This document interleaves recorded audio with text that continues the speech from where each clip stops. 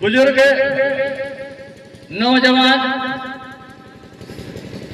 बच्चे, बच्चियों, महिलाओं का भी मैं अभिनंदन करता हूं, क्योंकि वे सभी मिलकर इस कार्यक्रम को संचालित करने के लिए जगदेव जी का तन मन धन से साथ दे रहे हैं। सबसे पहले मैं बता दूं कि पुरानी व्यवस्था जो है हमारे समाज में, किसी भी व्यक्ति के मरणोपरांत दाह संस्कार के बाद श्राद्ध कार्यक्रम होता है। श्राद्ध क्या है? श्रद्धा के साथ अपने मरने वाले माता पिता भाई बंधु बांधव जो भी हो, उनके प्रति उनकी यादगार में कुछ करते हैं। तो श्राद्ध जो है उनके नाम लेकर के हम रुपया पैसा कपड़ा लत्ता अन्न पानी जमीन तथा जितना भी हो एक ब्राह्मण को दे देते हैं। जितना अधिक देते हैं उतना अच्छा श्राद्ध कहलाता है। तो श्राद्ध है नाम उस व्यक्ति का, अब देते हैं ब्राह्मण को। जितना अधिक दोगे, चाहे जो दे उतना अधिक श्राद्ध अच्छा कहलाता है। लेकिन हमारे महानुभावों ने, हमारे विद्वानों ने कहा कि नहीं, हम अपने मरने वाले को, अपने माता पिता को के नाम पर हम धन का किसी दूसरे को नहीं देंगे, बल्कि हम उनके प्रति श्रद्धा के साथ, हम अपने परिवार के साथ, अपने समाज के साथ उस व्यक्ति के प्रति श्रद्धा सुमन करेंगे, अर्पित करते हैं और उनके प्रति भाव दक्षिणा दे करके उन्हें नमन करते हैं। यही श्रद्धांजलि है। और आज इसी कार्यक्रम में हम सब यहाँ उपस्थित हैं। विशेषकर मैं इस कार्यक्रम में रविंद्र बाबू से चाहूंगा कि इसके लिए आप आकर के दो शब्द हमारे उपस्थित बंधुओं को, भाइयों को कुछ बताएं। रविंद्र प्रसाद यादव जी। बहुत बहुत धन्यवाद सर। आदरणीय कोदरिया के शहर जमीन पे आए हुए सभी साथीगण एवं मंच पे बैठे हुए हमारे अभिभावक श्री रघुनाथ, श्री रामेश्वर भगत जी एवं शंभू राय जी एवं वीर बहादुर सहनी जी एवं तमाम साथी, मैं रविंद्र कुमार यादव आप सभी को क्रांतिकारी जय लालू जय भीम। दोस्तों, हमारे अभिभावक श्री रामेश्वर प्रसाद जी जो अभिश्राद्ध कार्यक्रम के विषय में बताए हैं उसको आप लोगों ने सुना। एक ही बात को दोहराने की जरूरत नहीं है। कुछ नया बात आप लोगों के बीच में मैं रखना चाहता हूं।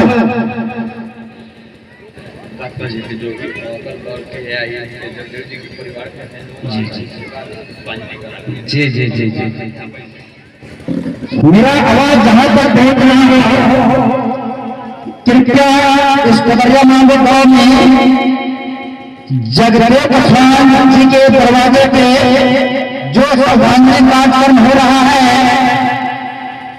वो श्रद्धांजलि कार्यक्रम में जो लोग भाग लेना चाहते वो कृपया जल्द से जल्द यहाँ आने का कृपया प्रयास करें, क्योंकि थोड़े ही समय के बाद श्रद्धांजलि सभा के लिए पुष्पांजलि अर्पित किया जाएगा।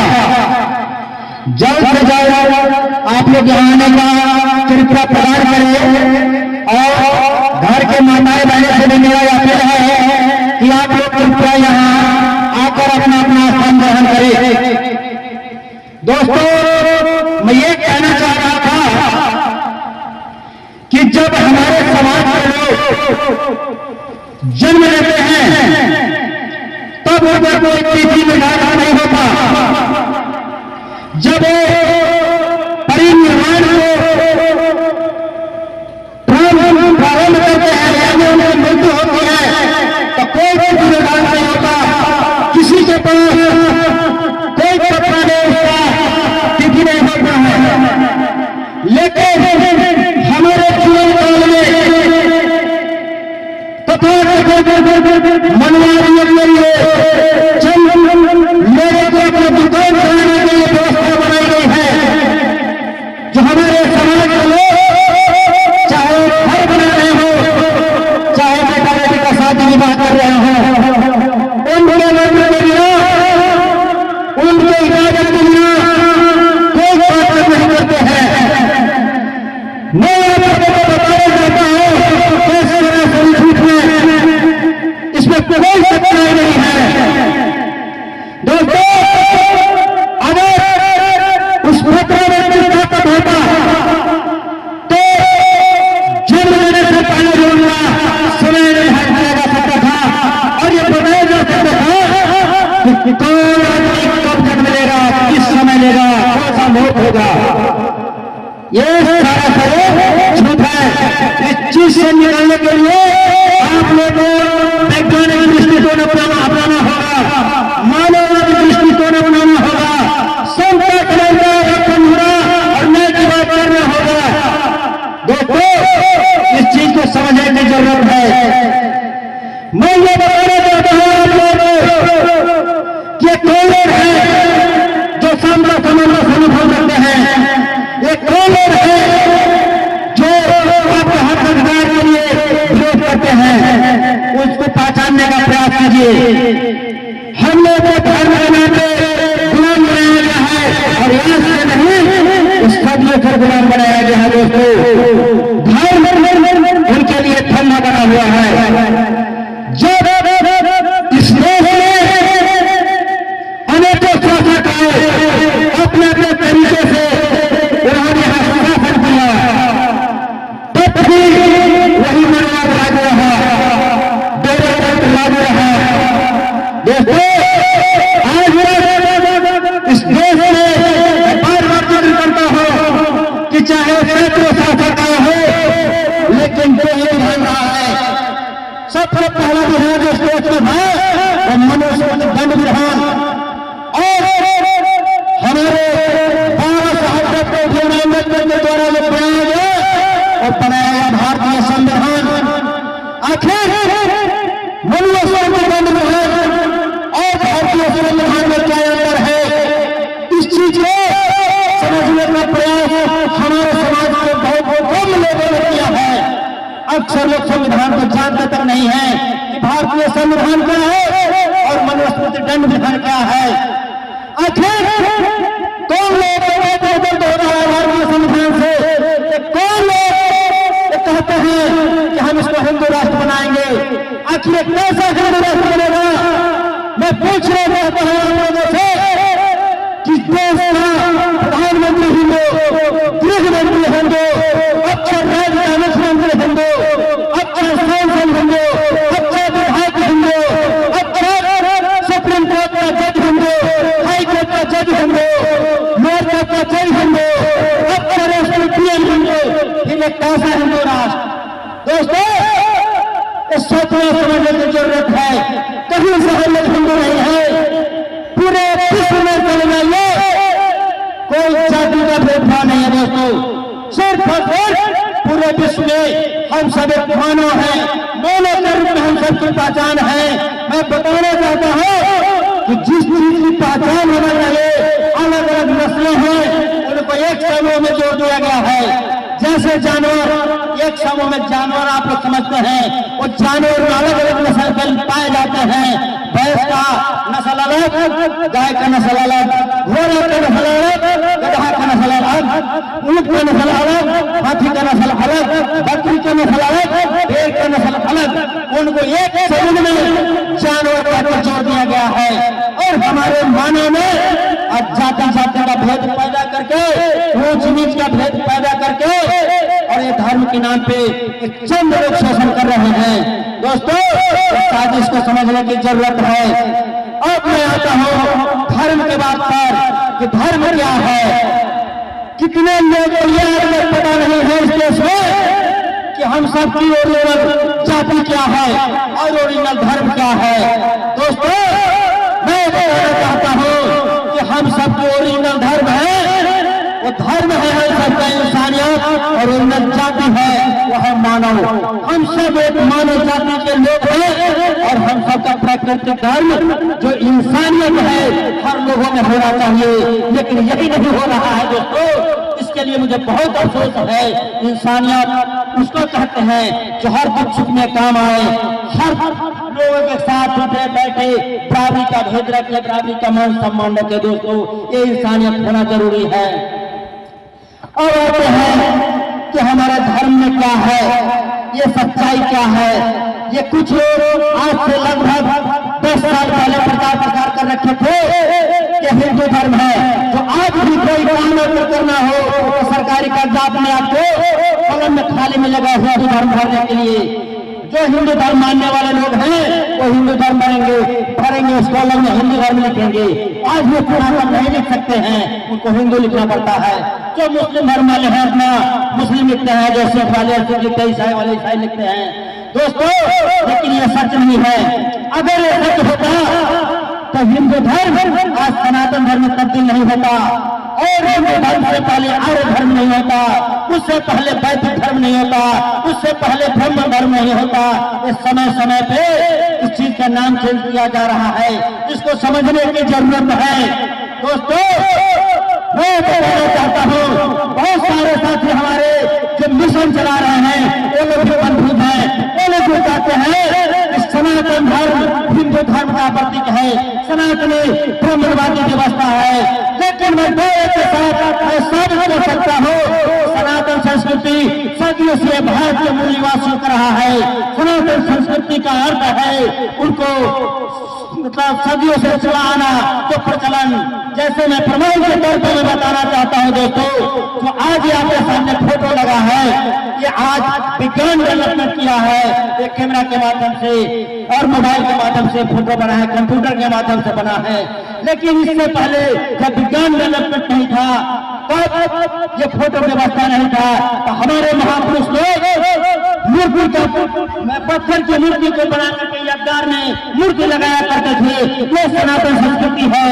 लेकिन वो लोगों ने अपना वैदिक धर्म को इस सनातन में प्रवेश करके और ये मूर्ति को लगा करके अपना पूजा पाठ वैदिक रीति रिवाज से जो वेद को पुराण को मानने वाले लोग हैं वो अपना कार्य को आगे करके और हमारे समाज को गुमराह करके धर्म में फंसा करके आज तक शोषण करते आ रहे हैं। दोस्तों, ये समझने की जरूरत है। दूसरी बात मैं बताना चाहता हूँ कि जो भाई बंधु हमारे आवाज को सुन रहे हैं, चाहे यहाँ उपस्थित हो या कहीं अपने दरवाजे पे,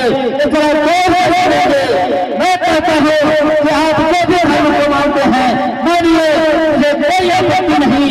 लेकिन मेरा आग्रह है आप लोगों से, जिस धर्म को भी मानते हैं, जिस भगवान को भी मानते हैं, एक बार उनका किताब को पढ़ के देखिए। अगर आपका आत्मा गवाह दे कि हाँ ये धर्म को मानना चाहिए, अवश्य आप मानिए, कोई प्रतिबंध नहीं है। दोस्तों, जितने भी धर्म शास्त्र को आप पढ़ेंगे, हर धर्म शास्त्रों में हमारे पूरे बहुजन समाज के लिए, ये बुनियादियों के लिए अपमानजनक शब्दों का प्रयोग किया गया है, गालियां लिखा गया है। क्या इस दिन को देखने के लिए हमारे लोग पढ़े लिखे और पढ़ लिखकर आज भी गुलाम बने हुए हैं। दोस्तों, ये समझने की जरूरत है कि आज से 4 साल पहले यानी 2022 में बिहार के शिक्षा मंत्री चंद्रशेखर यादव संसद भवन में सदन में जब आवाज उठाए थे कि हमारे समाज को खास करके 3 धर्म ग्रंथों का बहिष्कार करना चाहिए, जिसमें धर्म ग्रंथ का नाम लिए थे सबसे पहला मनुस्मृति, दूसरा था रामायण, तीसरा था पंचमवेद। ये तीनों धर्मशास्त्र में गालियां ही गालियां लिखा गया है। और एक शब्द का उन्होंने जिक्र किया था, कोट किए थे चौपाई पर और चौपाई पर, अधम जाति में विद्या पाई भयो यथा दूध पिलाई।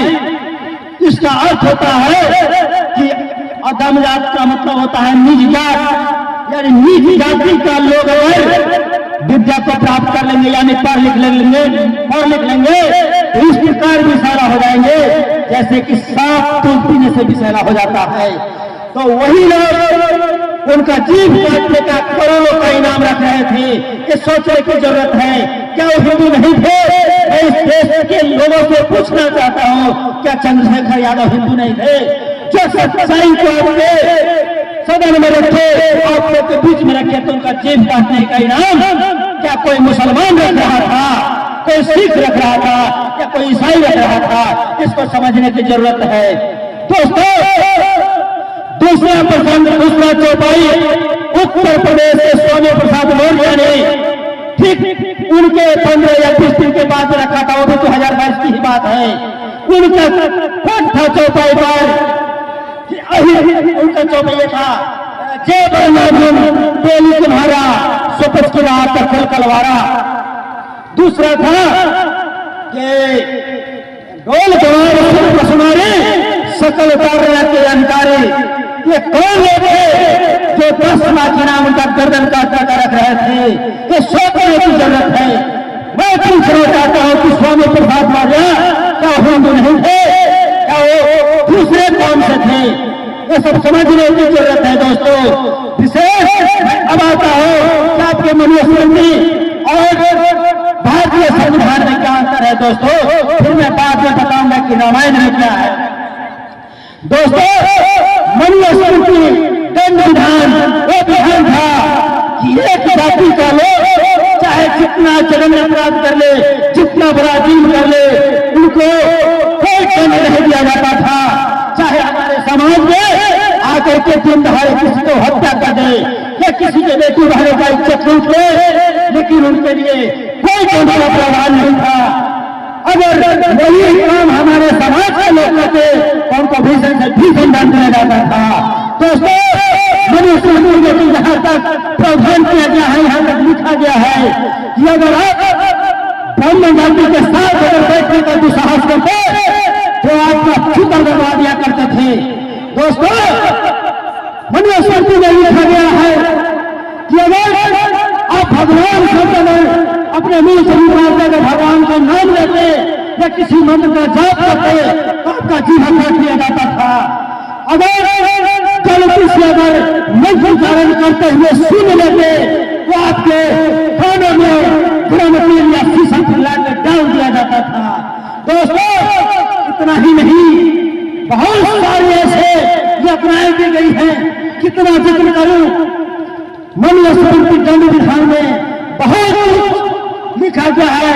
न हम लोगों को पढ़ने का अधिकार था, न हम लोगों को अच्छा खाना खाने का अधिकार था, न हम लोगों को कहीं चप्पल जूता पहन कर जाने का अधिकार था, न कुर्सी पर बैठने का अधिकार था। दोस्तों, मनुस्मृति एक जाति विशेष के लिए वो दंड विधान था, ताकि सबको गुलाम बना के रखने का व्यवस्था था। जिस मनुस्मृति को हमारे भारत रत्न विश्व रत्न डॉक्टर बाबा साहब भीमराव अम्बेडकर ने 25 दिसंबर 1927 को चला करके ये घोषणा की याद के बाद इस भारत में मनुस्मृति दंड विधान जब तक अम्बेडकर जिंदा रहेगा ये लागू नहीं होने देंगे। और दोस्तों ने उन्होंने कर दिखाया कि जब हमारा भारत का देश जब आजाद हुआ तो मनुस्मृति को हटा करके भारतीय संविधान बनाए। संविधान और दंड विधान का अंतर मैंने आपको बताया। सम का मतलब होता है बराबर और विधान का मतलब होता है नियम कानून। संविधान में किसी जाति के नाम लेकर के नियम कानून नहीं बना है दोस्तों। सभी के लिए बराबर नियम कानून हो, चाहे जो भी करेगा वो दंड का अधिकारी जरूर होगा। दुर्भाग्य है जो आज उस व्यवस्था को चलाने वाले लोग हमारे लोग नहीं हैं, जो आज भी हम सबको संविधान होते हुए आत्महत्या पर जलना पड़ता है और शोषण का शिकार होना पड़ता है। दोस्तों है कि हमारे रामायण में क्या क्या चीज लिखा गया, अपने धर्मशास्त्रों में क्या क्या चीज लिखा गया है, हर अश्लील बातों का प्रयोग किया गया है। अगर ये बात लोग होगा तो आप लोग कहिएगा कि बिल्कुल सही है, अगर गलत होगा तो जरूर इस पर विचार कीजिएगा। आपके धर्मशास्त्रों में लिखा गया है कि माता पिता पितृ पुरुष मनोहर मूर्ख तुम्हारे वही मन ही न रोकी जीवी रवि मने रवि ही विरोकी। कहने का लोग है एक महिला को इतना बड़ा अपमान किया गया है, प्रताड़ित किया गया है। उनका कहने का मतलब यह था कि कोई भी महिला क्यों न हो, चाहे उसका पिता ही क्यों न हो, या उसका भाई ही क्यों न हो, या उसके पेट से जन्मा हुआ पुत्र ही क्यों न हो, या कोई भी पुरुष हो, काम वासना के लिए इस प्रकार उतावला हो जाती है जैसे कि सूर्य के प्रकाश से मक्खन रह जाता है। दोस्तों मैं पूछना चाहता हूँ लिखने वाले लेखक से कि क्या उनकी अगर माँ बहन इस प्रकार हो सकता है कि चरित्रहीन 1% लोग हो सकते हैं, इसका अर्थ ये तो नहीं हो सकता कि सारे संसार की महिला इस प्रकार चरित्रहीन हो जो अपने रिश्ता को तार तार कर ले। दूसरा उसमें लिखा गया है दोस्तों कि अहिर जवारम शूद्र चमारम बिना पंचपनाहम, जाति का नाम लेकर के उसमें गालियां दिया गया है और लिख रहा है जितने भी बैकवर्ड का लोग हैं उनको बिना गलती के रोक फांसी का मरना चाहिए। फिर लिखा गया है हम लोग को ढोल और गंवार और पशु से तुलना किया गया है। लिखा गया है ढोल गंवार सुन पशुनारी सकल तारना के अधिकारी। दोस्तों इस बात को समझने की जरूरत है। अब मैं बताना चाहता हूं दोस्तों कि थोड़ा कबीरदास की वाणी पर विचार कीजिए। क्या किसी जाति किसी धर्म का विरोध तो नहीं कर रहे थे, सच्चाई को रख रहे थे। क्या उनका गलती था इसमें? अगर गलती नहीं था तो फिर उस विचारधारा को क्यों कुचला गया? कबीरदास जी हर मानवों के लिए आवाज उठाते थे। वो कहते थे कि दुनिया कितनी बावरी पाथर पूजे जाए, घर की जगिया कोई न पूजे जेकर पैसा खाए। सोचने वाली बात है दोस्तों कि आखिर जितने भी संसार में हम लोग को उपयोग की वस्तु है, एक दूसरे इंसान से हम लोग आदान और प्रदान करते हैं, एक दूसरे से लेते हैं और दूसरे को देते हैं। क्या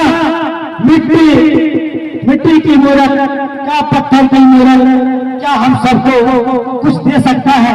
क्या वो खा सकता है, कुछ ले सकता है? तो सोचने की जरूरत है कि पत्थर में कुछ दे नहीं सकता तो फिर उसके पीछे आखिर हम लोग अपना कमाया हुआ धन दौलत समय क्यों बर्बाद करते हैं? दोस्तों दूसरा प्रश्न था कि अगर पत्थर पूजने से अगर भगवान नहीं जाते तो कबीरदास जी का वो वाणी है कि पाथर पूजे हरि मिले तो मैं पूजू पहाड़, या से तो चाकी भली चाको बीस है संसार। क्या उनका कथन गलत था? सोचिए आप लोग, विचार कीजिए। विशेष में क्या कहो, हर महापुरुषों ने अपने समाज को आगे बढ़ाने के लिए, संगठित करने के लिए, शिक्षित करने के लिए आवाज उठाते उठाते अपना पूरा जीवन बिता दिए। लेकिन हमारे भारत का लोग आज तक उस विचारधारा को समझ नहीं पाए कि मानव भेद कैसा। इस भेद को हटाकर अगर हम लोग प्रेम की कड़ी को जोड़ लें तो इसमें कौन सा अपराध है, क्या है? सोचने की जरूरत है, जो आज वर्तमान समय में आज यूजीसी कानून के माध्यम से आप लोग को देखने में जरूर नजरों के सामने मिल रहा है कि जो कल तक उनका गुणगान करते नहीं थकते थे, आज उनको जाति सूचक नाम लेकर गालियां दे रहे हैं। दोस्तों, विशेष कुछ न कहते हुए मैं अपने वाणी को विराम देने से पहले मैं क्रांतिकारी जय लालू, जय भीम, जय आजाद, जय मानववाद, जय लोकतंत्र, जय विज्ञान, जय भारत, जय संविधान, इनकलाब जिंदाबाद, जिंदाबाद, जिंदाबाद।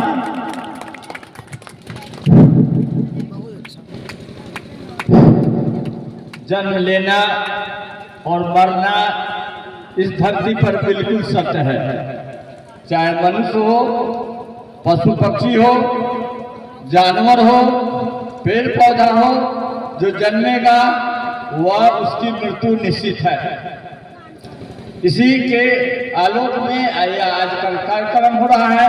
अब मैं जगदेव जी से आग्रह करता हूं कि ये जसकाई अपने सासू माँ के प्रति श्रद्धा सुमन अर्पित करे।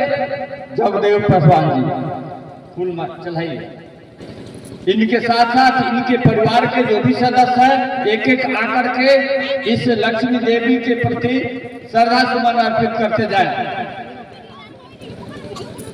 जो भी लोग हो